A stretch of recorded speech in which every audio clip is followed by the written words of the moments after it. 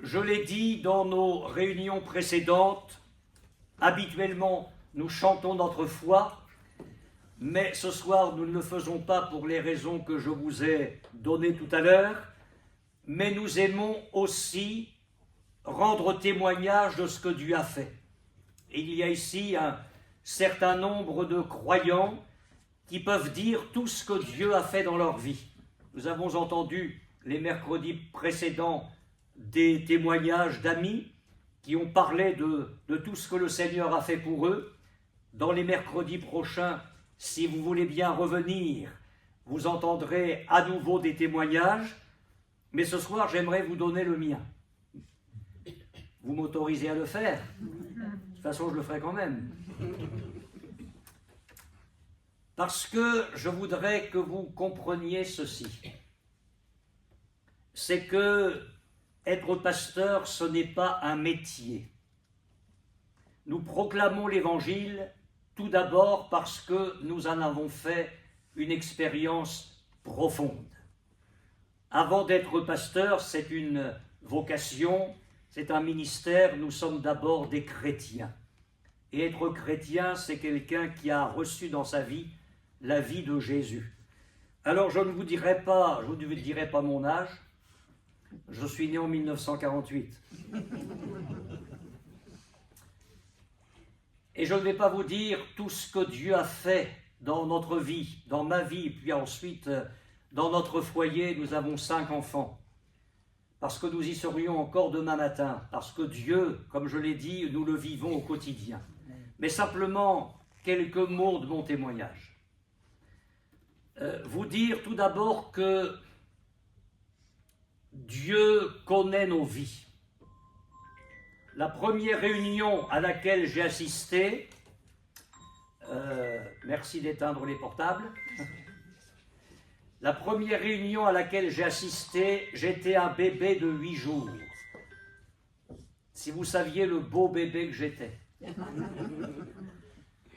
Mes parents étaient chrétiens, et quand je dis chrétien, je veux dire engagés, vraiment. Un homme et une femme de foi, la Bible était le livre de tous les jours, un homme et une femme qui priaient le Seigneur, qui se confiaient dans la grâce de Dieu. Donc, ils m'ont amené dans la première réunion alors que j'étais bébé. Et dans ce temps-là, je pense que les vieux chrétiens s'en souviennent, on demandait au pasteur de prier pour qu'il y ait la bénédiction de Dieu qui vienne sur le bébé. Alors le pasteur de cette église-là, où étaient mes parents, a pris le bébé que j'étais dans les bras et il a demandé à Dieu de bénir l'enfant. Et il y a eu une prière prophétique, c'est-à-dire qu'au-delà d'une simple bénédiction, Dieu s'est servi de cet homme de Dieu pour dire ce que serait l'enfant. Et mes parents ont entendu cela, quand le pasteur a dit « Bénis l'enfant pour le jour où il prêchera l'Évangile ».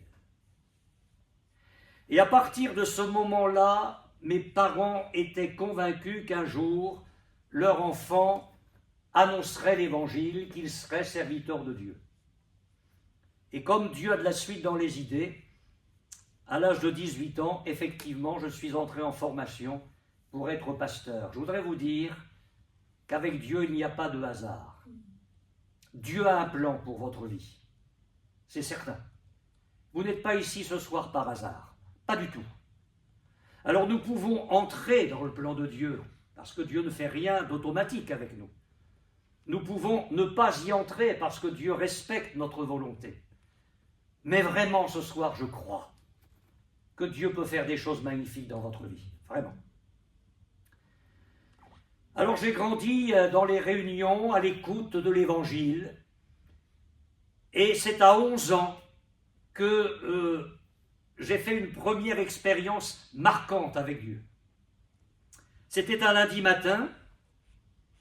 Ce jour-là, je devais rentrer à la clinique pour me faire opérer pour la 2e fois des amygdales. Mais quand je me suis réveillé dans mon lit, j'avais mal partout, toutes les articulations me faisaient mal. Et j'ai dit à mes parents, mais je ne peux même pas me lever tellement je souffre. Et mes parents croyaient que c'était la comédie d'un garçon de 11 ans qui ne voulait pas aller se faire opérer des amygdales. Sauf que j'avais 40 de fièvre et que mon corps n'allait vraiment pas bien. Le médecin est venu et le diagnostic est tombé, rhumatisme articulaire aigu et souffle au cœur. Et le médecin a dit à mes parents, le traitement sera très long et il faudra compter avec des récidives de la maladie dans les années à venir. Je devais rentrer en classe de 5e, l'année était compromise et j'étais là avec ces rhumatismes articulaires aigus et ce souffle au cœur. Et je me souviens de ce soir où mon père et ma mère se sont mis à genoux de chaque côté de mon lit et ont prié Dieu de me guérir. Et avec la foi d'un garçon de 11 ans, j'ai cru que Jésus pouvait me guérir. Alors que je ne pouvais pas me lever, alors que je ne pouvais pas marcher, le lendemain, j'étais debout sur mes jambes. Quand le médecin est revenu, il a été très étonné de ce qui s'était passé. Il n'y a pas eu un long traitement. J'ai pu faire mon année de 5e. Il n'y a jamais eu de récidive de la maladie. Les rhumatismes ont disparu, le souffle au cœur a disparu. Je vous dis ça parce que je crois que vous qui êtes venus malades dans cette réunion, quelle que soit votre maladie, Jésus a la puissance de vous guérir. L'Évangile est rempli de choses comme ça. Est arrivé beaucoup plus tard le service militaire. J'avais 20 ans et je suis tombé dans les forces françaises en Allemagne en plus. Et là, au moment des premiers examens médicaux dans les premiers jours, je me suis dit, si ça pouvait battre seulement de travers, quelques minutes, et qu'on me réforme, si seulement ça pouvait battre de travers.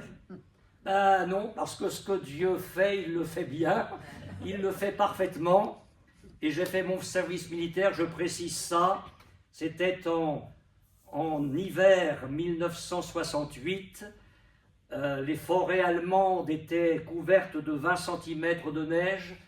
Nous avons fait des marches commando, 30 km, marcher, courir dans les forêts, avec tout le barda sur le dos, et d'autres exercices physiques très intenses.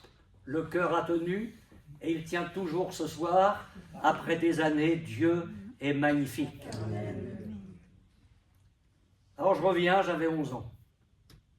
Quelques années ont passé, est arrivée l'adolescence, et là, alors que j'aimais bien les choses de Dieu, quelque chose s'est installé dans mon cœur, une espèce de rejet de tout ça.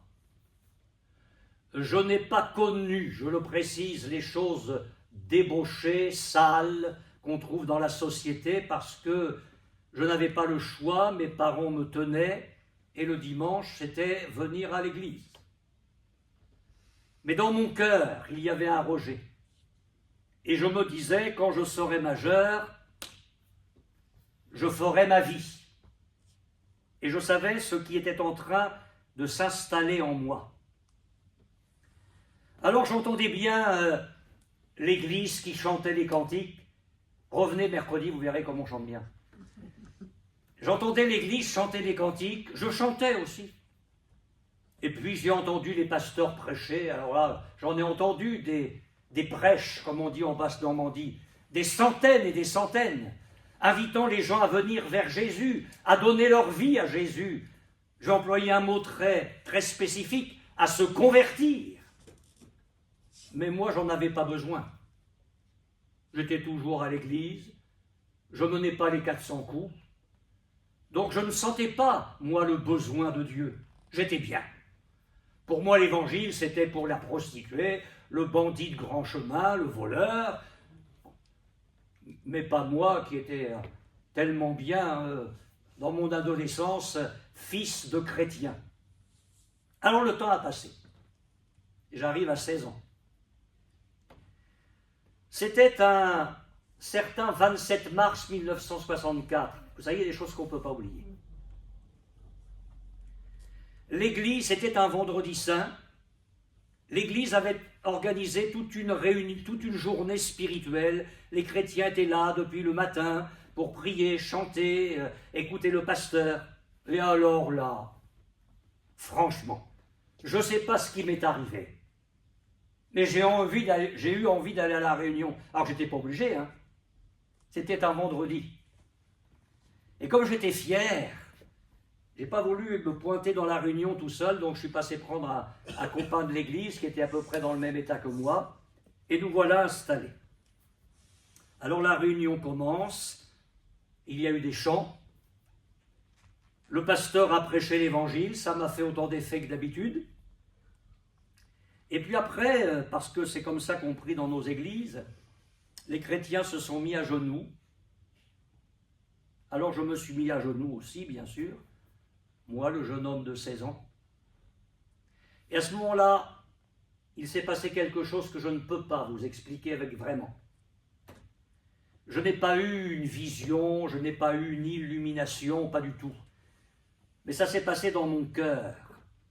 C'était comme si je me trouvais au pied de la croix et que je voyais Jésus crucifié. Et bien que je ne l'ai pas vu avec mes yeux, c'était très clair dans mon esprit. Et je me souviens de cette phrase qui est arrivée dans mon cœur. Et je m'en souviens comme si je le vivais là. Cette parole du Seigneur qui est arrivée comme une véritable flèche. Ce que j'ai fait, je ne l'ai pas fait seulement pour les autres, mais je l'ai fait pour toi aussi. Et à ce moment-là, j'ai pris conscience que j'étais sale. Qu'il y avait tellement de choses mauvaises dans ma vie, je ne les pratiquais pas parce que je ne pouvais pas, mais elles étaient là en germe. Et elles n'attendaient que le moment propice pour se faire. Et je me suis senti sale au pied de celui qui avait donné sa vie pour mes péchés. J'étais orgueilleux, j'étais fier, mais je me suis écroulé en larmes devant ma chaise, demandant à Jésus pardon, lui demandant de me délivrer de mes péchés, de changer ma vie. Et vous savez quoi? Ça a presque été physique. J'ai senti comme si quelqu'un m'enlevait un poids de dessus les épaules. J'ai senti ça et je me suis senti léger. Je ne savais pas que j'étais lourd. Je ne savais pas que j'étais chargé. Mais Jésus venait de pardonner mes péchés et de faire de moi un garçon nouveau. Et on s'est relevé, on s'est rassis, la réunion s'est terminée, mais je me sentais léger, mais j'ai embrassé la terre entière. C'était formidable. Une vie nouvelle venait de commencer. J'étais trop fier quand même pour dire à mes parents ce qui venait de se passer. J'ai rien dit. C'est curieux comme on est, je dis, je vais être trop content depuis le temps qu'ils prient pour ça. Oui, c'est vrai, j'ai dit ça, j'ai pensé ça. Et quelques semaines plus tard, j'ai dit à mes parents, voilà, j'ai donné ma vie à Jésus et certainement je voudrais me faire baptiser. Et ma mère m'a dit, oh ben oui, on sait, tu t'es converti le 27 mars. Parce que tout avait changé. Pourtant, je peux vous dire, je ne faisais pas les 400 coups, mais ça se voyait même à la maison. Je ne priais jamais, j'ai commencé à prier, je ne lisais pas la Bible, je commençais à la lire. Tout était formidable avec le Seigneur. Et depuis quelques semaines, quelques mois, quelques années, nous marchons ensemble, Jésus et moi, et je ne voudrais pas changer. Je peux vous dire que c'est la meilleure des vies.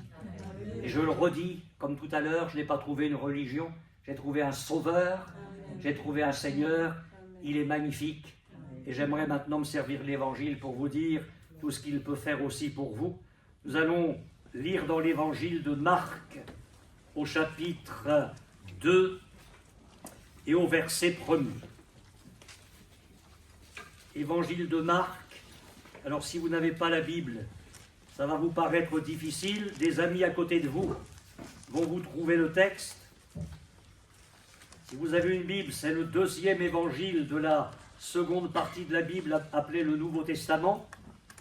Évangile de Marc, les chapitres, ce sont les gros chiffres, les versets, ce sont les petits chiffres à côté. C'est tout pour faciliter la lecture publique de la Bible. Marc, chapitre 2, verset 1er. Quelques jours après, Jésus revint à Capernaum. On apprit qu'il était à la maison. Et il s'assembla un si grand nombre de personnes que l'espace devant la porte ne pouvait plus les contenir. Il leur annonçait la parole. Des gens vinrent à lui, amenant un paralytique porté par 4 hommes. Comme ils ne pouvaient l'aborder à cause de la foule, ils découvrirent le toit de la maison où il était, et ils descendirent par cette ouverture le lit sur lequel le paralytique était couché. Jésus, voyant leur foi, dit au paralytique, « Mon enfant, tes péchés sont pardonnés. » Il y avait là quelques scribes, donc des hommes religieux, qui étaient assis et qui se disaient au-dedans d'eux, « Comment cet homme parle-t-il ainsi ? Il blasphème. Qui peut pardonner les péchés si ce n'est Dieu seul ?» Jésus, ayant aussitôt connu par son esprit ce qu'ils pensaient, au-dedans d'eux, leur dit, « Pourquoi avez-vous de telles pensées dans vos cœurs ? Lequel est le plus aisé, de dire au paralytique, « Tes péchés sont pardonnés » ou de dire, « Prends ton lit et marche » ? Or, afin que vous sachiez que le Fils de l'homme a sur la terre le pouvoir de pardonner les péchés, je te l'ordonne, dit-il au paralytique, « Lève-toi, prends ton lit et va dans ta maison. » Et à l'instant, il se leva, prit son lit et sortit en présence de tout le monde, de sorte qu'ils étaient tous dans l'étonnement et glorifiaient Dieu, disant, « Nous n'avons jamais rien vu de pareil. » Et nous arrêterons ici cette lecture. Mes amis, quelle réunion! Quelle réunion! En une réunion, un homme arrive là. Il reçoit le pardon de tous ses péchés. Il est guéri de sa paralysie. Jusqu'alors, il est dépendant des autres pour les grandes choses de la vie et même pour les choses ordinaires de la vie. Je vous laisse imaginer ce qu'est la vie de quelqu'un qui est complètement paralysé, ce qu'est sa vie au quotidien. Il dépendait constamment des autres. Il arrive à la réunion couché sur son grabat, porté par 4 hommes. Et il ressort sur ses pieds, entièrement guéri par Jésus, avec des forces nouvelles, capable de rentrer dans sa maison, capable de ramasser le grabat sur lequel il était, capable de s'assumer dans la vie. Mais quelle réunion! Et les gens de dire, mais nous n'avons jamais rien vu de pareil. Mais mes amis, avec Jésus, c'est du jamais vu. Avec Jésus, c'est du jamais vu. Le Christ de l'Évangile, notre Jésus, le Christ que je vous annonce ce soir, c'est un Christ qui peut apporter dans votre vie du jamais vu. Les gens ont été bouleversés ce jour-là. J'imagine les conversations dans les maisons en rentrant, mais quelle réunion, mais quelle soirée, quel moment extraordinaire avec ce Jésus. Je voudrais vous amener à considérer tout d'abord quelques vérités de la plus haute importance. On va parler du péché. Le péché, c'est une réalité, c'est une évidence. Pourquoi ? Parce que si cela n'était pas, pourquoi Jésus s'en serait-il préoccupé ? Cet homme arrive à la réunion et la première chose que Jésus lui dit, « Mon enfant, tes péchés sont pardonnés. » Le péché est une réalité. Qu'est-ce que le péché? Oh, la Bible nous en donne une définition très simple. Elle nous dit que le péché, c'est la transgression de la loi de Dieu. Tout ce que Dieu a demandé que nous soyons, tout ce qu'il a demandé que nous ne soyons pas, et nous faisons le contraire. Le péché, c'est si je mens alors que Dieu m'a demandé de dire la vérité. Si je vais avec un autre homme, une autre femme, suivant que je suis homme ou femme, alors que Dieu condamne l'adultère. Si je tue quelqu'un, alors que Dieu a dit tu ne tueras pas, je grossis le trait. Mais le péché, c'est ça, c'est la transgression de la loi de Dieu. Et vous savez, c'est un mal qui nous concerne tous. La Bible dit que tous sont sous l'empire du péché. Il n'y a pas de juste, où il n'y en a aucun qui fasse le bien, pas même un seul. Je veux bien vous accorder qu'il y a dans la vie des uns ou des autres des péchés plus ou moins abjects, plus ou moins graves, plus ou moins importants. Mais aux yeux de Dieu, le péché, c'est le péché. Le péché met l'être humain en situation de perdition. La Bible est claire sur le sujet. Jésus l'a annoncé, le terme d'une vie de péché, c'est le châtiment éternel. Et bien que le mot ne soit pas dans la Bible, c'est une réalité. Le point d'aboutissement, c'est l'enfer. Pourquoi est-ce que je dis que le péché nous met dans une situation de perdition? Parce que dans la première page de la Bible, alors que l'ange apparaît à Joseph, l'ange dit à propos de l'enfant que va mettre au monde Marie, tu lui donneras le nom de Jésus. C'est lui qui sauvera son peuple de ses péchés. C'est donc la preuve que le péché nous met dans un état de perdition, puisque Jésus est venu nous en sauver. Le grand message de la Bible, c'est que Jésus est venu sauver l'être humain de ses péchés. Je voudrais vous dire encore ceci, c'est que le péché et le pardon du péché, c'est une affaire urgente. Je vous pose une question très simple. L'homme est paralysé. On entend parler de Jésus. On lui dit, tu sais, il guérit. Et il a guéri des paralytiques. Et il peut le faire pour toi. Alors il y a peut-être eu un conseil de famille et des amis. On dit, on y va. Qu'est-ce qu'on a à perdre? On y va. Et on est à peu près certain que ce qu'il a fait pour les autres, il va le faire pour toi. Et c'est même pas à peu près certain, c'est qu'ils étaient certains. Parce que Jésus a vu leur foi. Alors on a mis l'ami sur le grabat, et puis on l'a porté avec 4 hommes, et il y avait encore un groupe de personnes pour l'accompagner. Ma question est la suivante. Il n'y a pas de piège. L'homme, il vient à la réunion, pourquoi, à votre avis?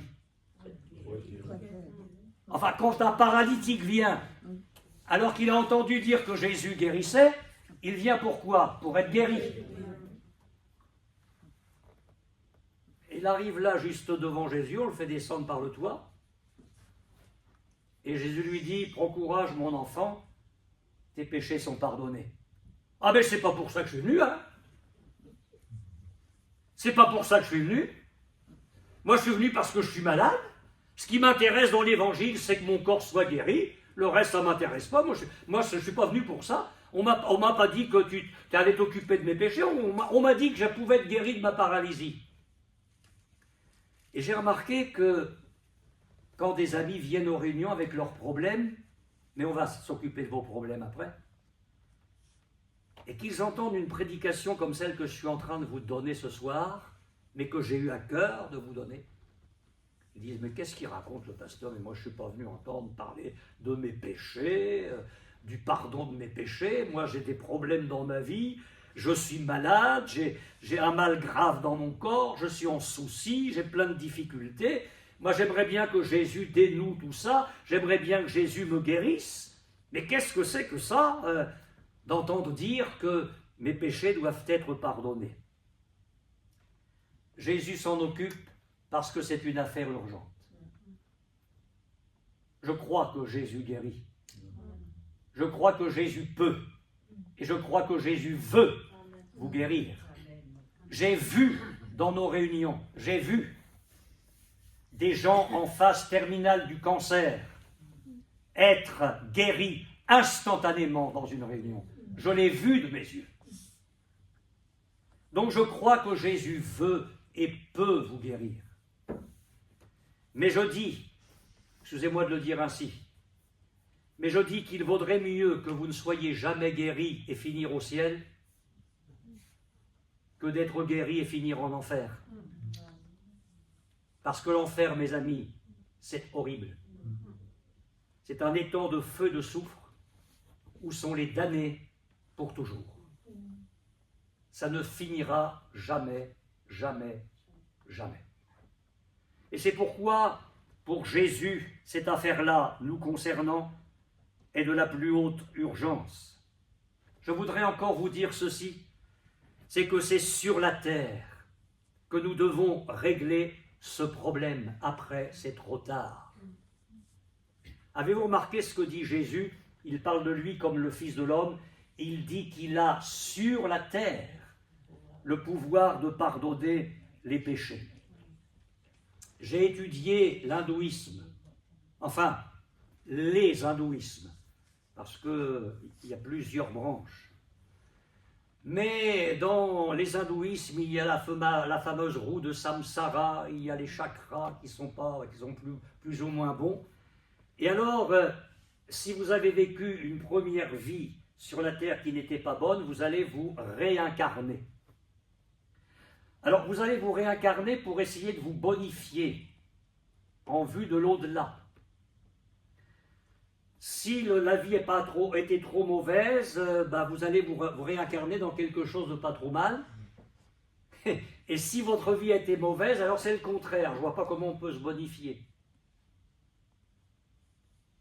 Et quand on a posé la question à Bouddha, Gautama, de son premier nom, ce qu'était le nirvana, il a dit « je ne sais pas ». C'est-à-dire que on propose aux gens de se purifier 2, 3, 500, 800 fois, et au bout, on ne sait pas ce qu'il y a. Mais la Bible est claire. Jésus a dit que c'est sur la terre qu'il faut régler le problème du pardon de nos péchés. Et savez-vous ce que dit la Bible? Écoutez bien, ça détruit toute la doctrine de la réincarnation. Il est réservé aux hommes de mourir une seule fois. Après quoi vient le péché? Le jugement, pardon. Après quoi vient le jugement? Et c'est pourquoi c'est sur la terre que nous devons régler cette affaire-là. Vous dire encore ceci, c'est que nous ne pouvons pas régler nous-mêmes la question de nos péchés. Vous allez dire, eh bien je suis mal parti. Que dit la Bible? Que nous n'avons pas été rachetés de la vaine manière de vivre héritée de nos pères par des choses périssables, par de l'argent ou par de l'or. La Bible dit que ce n'est pas par nos œuvres que nous pouvons être sauvés. Et Dieu dit dans la Bible, écoute, c'est écrit dans la Bible comme ça, quand bien même tu emploierais beaucoup de nitre, quand bien même tu te laverais avec de la potasse, ton iniquité, tes péchés ne disparaîtraient pas devant moi. Je ne peux donc pas acheter le ciel. Dieu est trop riche pour nous le vendre et nous sommes trop pauvres pour l'acheter. Nos bonnes œuvres ne pourront jamais racheter les mauvaises et on ne peut pas essayer, même par des bains sacrés, je ne sais quel rite, nous purifier de nos péchés. Les autres ne peuvent rien pour nous. La Bible dit, ils ne peuvent se racheter l'un l'autre. Ils ne peuvent pas donner à Dieu le prix du rachat. Le rachat de leur âme est cher, il n'aura jamais lieu. Alors là, voilà la bonne nouvelle. Et vous avez bien fait de venir. C'est que Dieu seul peut pardonner. Dieu peut pardonner. Et Jésus le dit ici, « Mon enfant, tes péchés sont pardonnés. » Alors il y a là des gens religieux, ils sont drapés dans leurs a priori, drapés dans leur religion, et ça bout dans leur cœur. Pendant que Jésus dit ça, ça bout. Bien sûr, ils sont assez bien élevés pour ne pas le dire, mais c'est là dans leur cœur. Mais cet homme blasphème, qui peut pardonner les péchés si ce n'est Dieu seul? Ils ont raison. Il n'y a que Dieu. Alors pourquoi Jésus dit ça? Mais parce qu'il est Dieu. Il est le Fils de Dieu venu sur la terre. Il est venu de la part de son Père. Et Jésus publie la grâce. La Bible dit que la grâce était sur ses lèvres. Jésus changeait les vies. Les prostituées devenaient des saintes. Les vicieux devenaient de vrais disciples. Là où Jésus passait et où les gens s'ouvraient à lui, l'invitaient dans leur existence, plus rien n'était pareil. Jésus purifiait les vies. Dieu pardonne les péchés. La Bible dit, un homme l'a dit dans la Bible, c'est auprès de toi que se trouve le pardon. Alors j'aimerais maintenant très courtement vous dire comment Dieu pardonne. Je voudrais vous dire 7 choses, mais ça va être court. Dieu pardonne gratuitement. Écoutez la Bible, je vous cite la Bible. Tous ont péché et sont privés de la gloire de Dieu, mais ils sont gratuitement justifiés par sa grâce, par le moyen de la foi en Jésus-Christ. Vous n'avez rien à donner, c'est gratuit. Un jour, un prédicateur prêchait l'Évangile, puis il avait une portion de la Bible sur le pupitre, un Nouveau Testament, c'est la deuxième partie de la Bible, et puis il voulait imager ça. Alors, il prend le Nouveau Testament, puis il y avait une dame au premier rang, il dit « Tenez madame, venez chercher le Nouveau Testament, je vous l'offre, c'est gratuit. » Alors elle s'est levée timidement, elle a pris le Nouveau Testament des mains du pasteur, puis elle a dit « Je vous dois combien ?» Et oui, on a du mal à comprendre ça, gratuit. Mais la Bible dit que nous sommes gratuitement justifiés. J'aimerais vous dire une deuxième chose. Dieu pardonne entièrement. Il y a un homme dans la Bible qui a exprimé sa reconnaissance envers Dieu, et il a dit, mais c'est toi qui pardonnes toutes nos iniquités. Aussi nombreuses soient nos fautes, aussi abjects soient nos péchés, Dieu pardonne entièrement. Entièrement. Il n'y a pas de péché qu'il laisserait de côté en disant « mais cela je ne peux pas te les pardonner, c'est trop grave ». Non, Dieu est prêt à pardonner entièrement. Une femme de mauvaise vie a appris que Jésus prenait un repas dans la maison d'un homme religieux. Elle s'était approchée là timidement, elle avait un vase avec un parfum d'un grand prix. Elle s'est mise derrière au pied de Jésus, et puis elle s'est mise à pleurer, elle a pleuré sur sa vie misérable, elle a pleuré sur sa vie de débauche au point que les larmes ont mouillé les pieds de Jésus. Elle a défait ses cheveux, elle a essuyé les pieds de Jésus avec ses cheveux, elle a embrassé les pieds du Seigneur, elle a versé du parfum.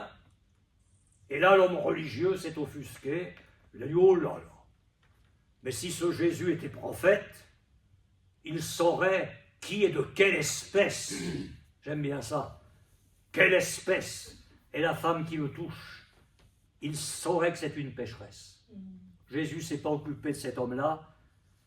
Il s'est occupé de la foi qui était dans le cœur de cette femme, de la démarche qu'elle était en train de faire pour que sa vie change.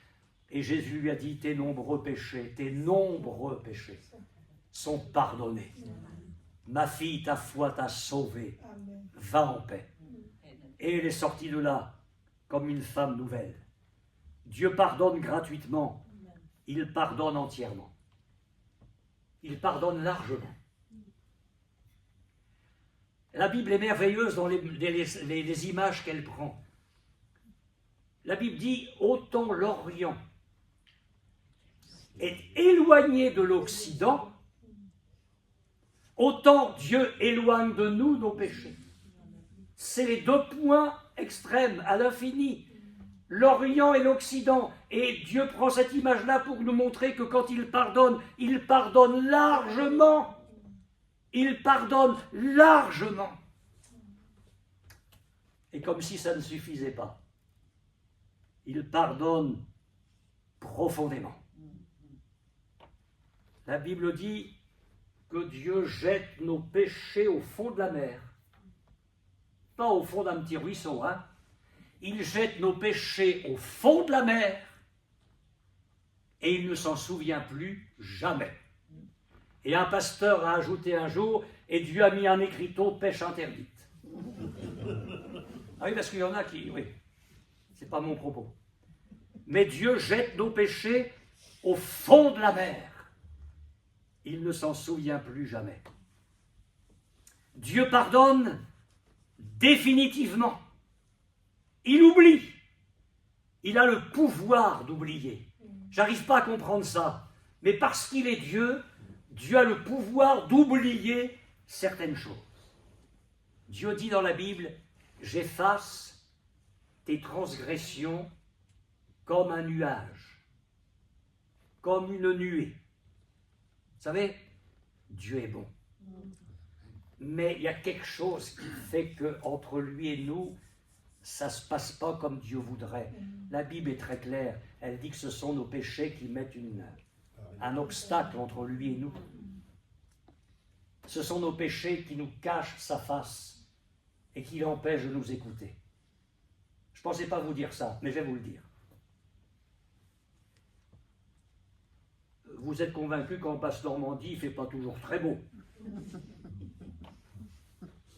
Alors, en Basse-Normandie, à Dijon, c'est pas comme ça, vous êtes toujours le soleil et la moutarde. Mais en Basse-Normandie, on n'a pas toujours le soleil. Et quand le ciel est vraiment gris, mais alors, suivez-moi bien, le ciel est couvert gris, noir. Est-ce que vous croyez que le soleil existe? Oui. Oh là, ne vous rassurez pas là. Le soleil existe. Oui. Mais il y a quelque chose entre le soleil et nous. Eh bien, imaginez maintenant que ce soit Dieu, nos péchés et nous. Ouais, s'il y avait un bon Dieu, on ne verrait pas tout ce qu'on voit. S'il y avait un bon Dieu, je ne serais pas malade comme je suis. J'ai prié et puis je n'ai pas été exaucé. Dieu ne fait rien dans ma vie. Attends, le soleil, il existe, hein? Il y a un problème. Il y a un problème. Alors arrive là le bon message de Dieu. Sa miséricorde. J'efface tes péchés comme un nuage. Je les enlève comme une nuée. Et quand le nuage est parti, mes amis, le soleil brille. Et c'est ça que Dieu veut faire dans ta vie. C'est ça que Dieu veut faire dans ta vie. Enlever de ta vie tous tes péchés, faire de toi un homme nouveau, une femme nouvelle, quelqu'un qui reçoit le Christ, qui peut dire enfin, et vous allez me comprendre, maintenant le soleil brille avec le Seigneur. Je vais pouvoir le prier, je vais pouvoir me confier en lui. Et c'est pour ça que ce jour-là, Jésus a dit au paralytique, prends courage mon enfant, tes péchés sont pardonnés. Dieu pardonne glorieusement. Le soleil se met à briller dans nos vies. Et puis, Dieu pardonne victorieusement. Parce que non seulement il pardonne, mais il nous délivre.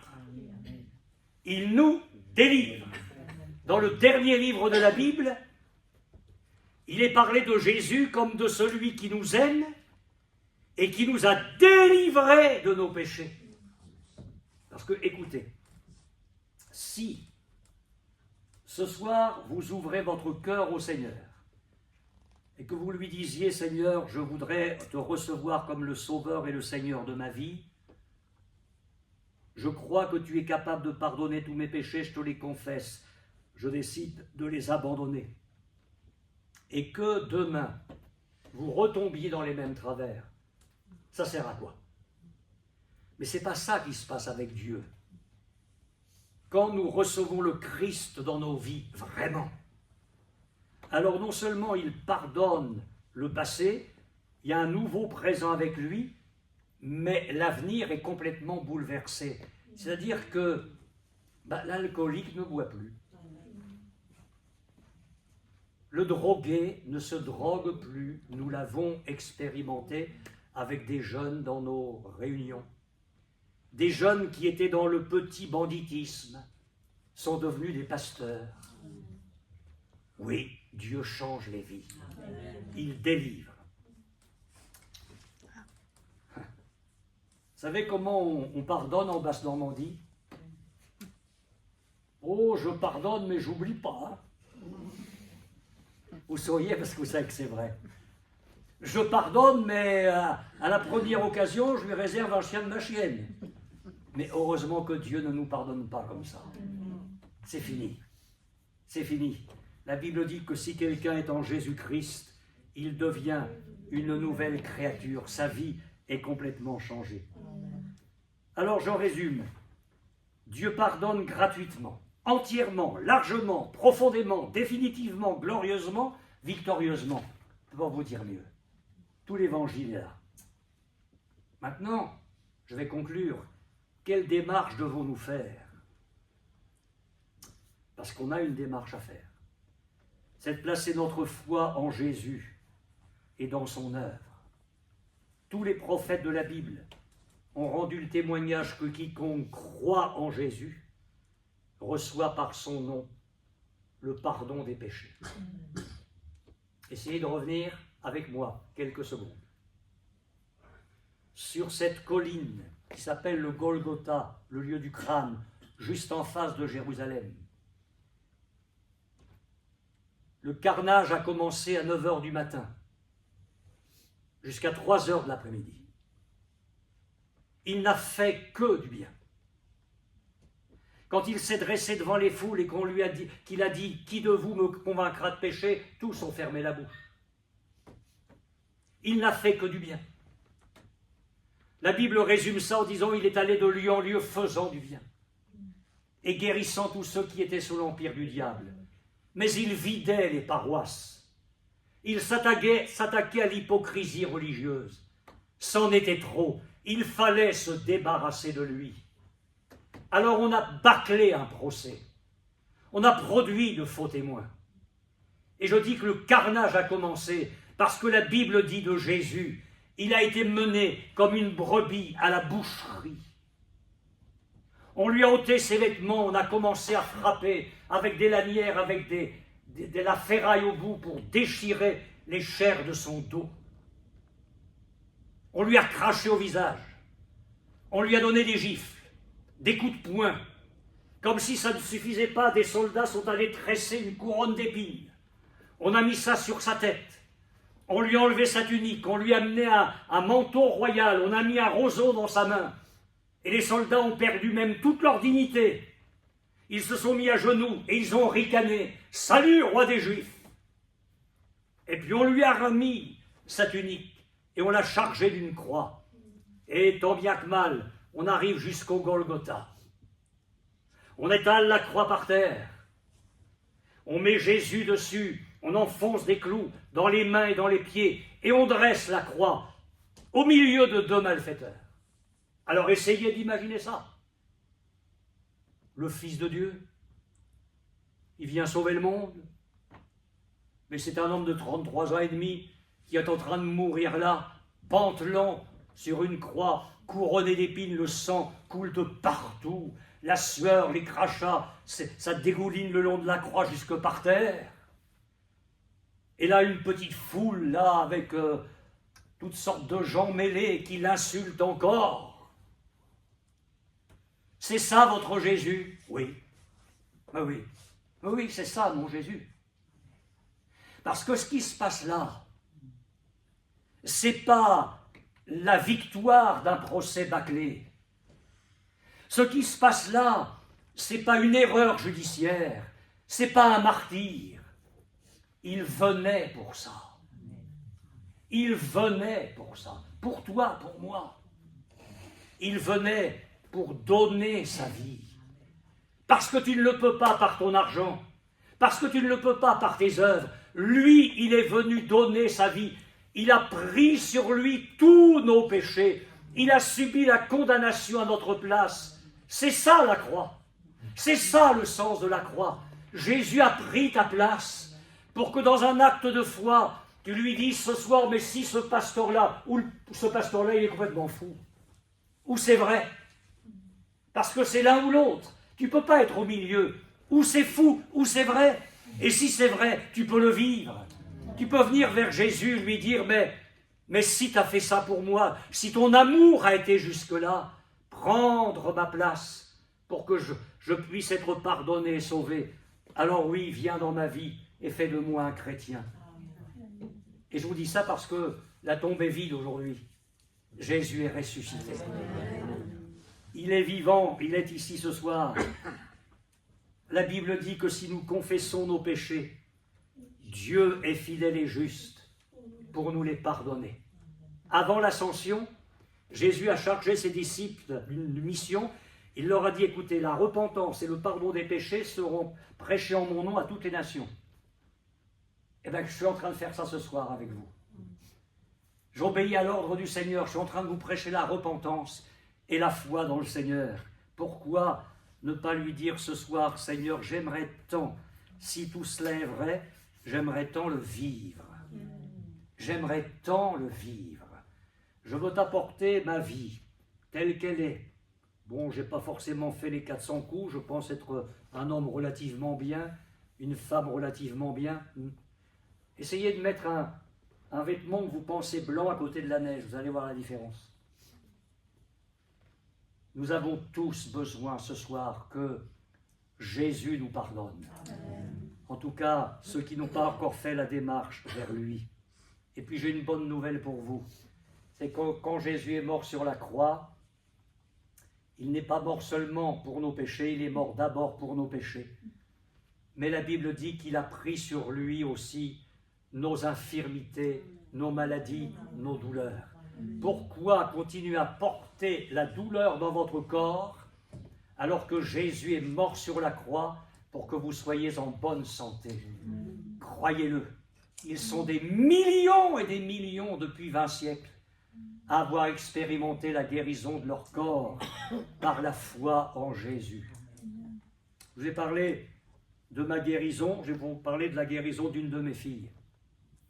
J'étais pasteur à Nancy à ce moment-là, et nous avions invité un frère qui est venu faire une série de réunions. Il a prêché l'évangile presque toute une semaine. Et ma fille, ma deuxième fille, était atteinte de polyarthrite évolutive. Et elle avait donné sa vie à Jésus, elle était chrétienne. Et puis un premier soir, elle a entendu le pasteur. Puis un deuxième soir, puis un troisième soir, elle a entendu toutes les réunions. Et puis au fur et à mesure, mais elle était chrétienne, mais c'était le point de sa maladie, au fur et à mesure des réunions, la foi est venue dans son cœur. Elle s'est dit, mais Jésus va me guérir. Et alors, à chaque fin de réunion, il s'est fait ce qu'on va faire ce soir, ce qu'on va vous proposer. Le pasteur a demandé à ceux qui étaient malades de venir sur le devant, s'ils le voulaient, plaçant leur foi en Jésus pour qu'au nom de Jésus, il leur impose les mains. Et ma fille est venue ce soir-là avec d'autres malades pour que le pasteur prie pour elle. Et vous savez quoi? Ben, ce soir-là, le Seigneur l'a guérie. Polyarthrite évolutive, le Seigneur l'a guérie. C'est ça l'évangile. C'est pas plus difficile que ça. C'est ça l'évangile. Et c'est pour ça que je le prêche avec conviction, parce que c'est du vécu. C'est du vécu. Vous pouvez le rejeter, vous pouvez dire tout ça c'est des histoires, je ne reviendrai pas. Je vous plains, parce que c'est la vérité. Nous l'avons expérimenté, nous ne sommes pas une secte. Si vous ne voulez pas revenir, on n'ira pas vous chercher, on n'est pas là pour vous endoctriner. On est là pour vous dire que Jésus vous aime et ça vaut la peine de vous tourner vers lui. Mon enfant, tes péchés sont pardonnés. Il n'a pas discuté, il a accepté. Afin que vous sachiez que moi, Jésus, le Fils de l'homme, j'ai sur la terre le pouvoir de pardonner les péchés, lève-toi, prends ton lit et va dans ta maison. Il est reparti avec les deux, avec une âme nouvelle, une vie nouvelle et un corps nouveau. magnifique Jésus qui s'occupe de toute notre vie. Nous allons nous recueillir et prier ensemble. Seigneur, nous te demandons ta grâce afin que l'évangile qui a été proclamé ce soir puisse trouver un écho favorable dans le cœur de nos amis qui sont venus l'entendre. Je te prie, Seigneur, d'aller bien au-delà de tout ce que j'ai pu dire, que toi tu puisses agir dans les cœurs afin d'attirer les âmes vers toi, que personne ne puisse ressortir condamné par ses propres péchés, mais que tous viennent à toi et te reçoivent comme le Sauveur, qu'ils puissent croire qu'en mourant sur la croix, tu as pris leurs péchés, tu as subi la punition de leurs péchés à leur place, et qu'à cause de cela, ils peuvent ce soir recevoir gratuitement le pardon complet. Ta parole dit que le sang de Jésus nous purifie de tout péché. Merci de ce que tu fais, Seigneur.